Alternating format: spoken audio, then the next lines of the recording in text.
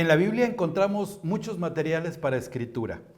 El clásico es en piedra, se labraba, puede ser en bronce, puede ser en metales, en oro, en plata, puede ser en cera incluso. Ese tipo de escritura se le llama cuneiforme. Después de ahí se encontró que una planta llamada papiro, que crecía a orillas del río Nilo, esta planta se desgajaba y con el interior de esta planta se martillaba, se tramaba y se ponía a secar al sol.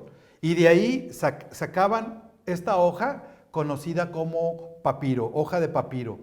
Hoja de papiro. Ustedes pueden ver en el tramado la pulpa de la cual les hablo, que es parte de la base de esta planta. Con el tiempo, el papiro fue el clásico que se usaba para la escritura. Muchos de los escritos bíblicos que tenemos hoy en día son de papiro. Y con el tiempo, este papiro, este material se escaseó. De modo que en las orillas del río Nilo no había muchas plantas. Y cuando había demanda de este material, pues las personas en Egipto decían, lo sentimos, no hay, esta vez no hay tanto material. Y entonces había escasez. Pero en una ciudad cerca de ahí, que nosotros la conocemos por Apocalipsis llamada Pérgamo, encontraron una cabra, la piel de una cabra secando. Y entonces a ellos se les ocurrió con una piedra pómex, cuenta la historia, quitarle todo el pelo. Y entonces sacaron una piel como esta, le quitaron todo el pelo, y entonces ellos pensaron que podían cortar cuadros y poder escribir aquí. Y entonces en Pérgamo nació lo que conocemos como pergamino. Y ahora tenemos escritos en papiro y tenemos escritos en pergamino. Estas dos clases de material escrito es de las más usadas en la Biblia. Pergamino, papiro. Primero es el papiro y luego después nació el pergamino.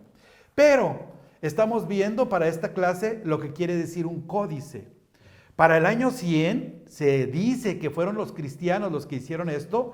Cuando se hacían los papiros, se unían y se hacían rollos.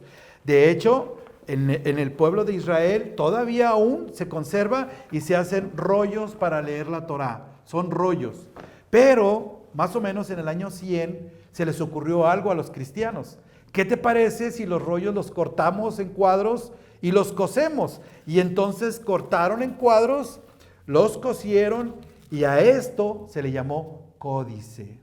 Ahora tenemos casi como un cuaderno actual, como un libro actual, el primer intento de hacer un libro llamado códice. Para que ustedes cuando vean en sus estudios que es un códice, se refiere a esto. Hay muchos códices famosos, como por ejemplo el Códice Sinaítico.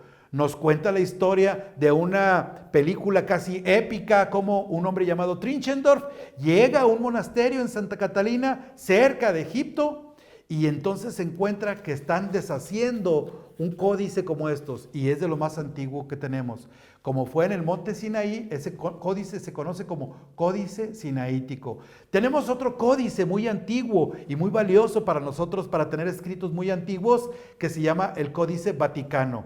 No quiere decir que el Vaticano fabricó un códice o hizo un códice.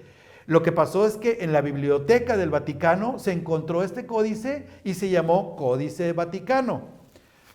Códice, una forma hecha como en cuadernillo, que hoy en día sabemos es de los escritos más antiguos y que tenemos acceso a ellos para tener un mejor entendimiento de lo que es la palabra de nuestro Dios hoy en día. Ergo,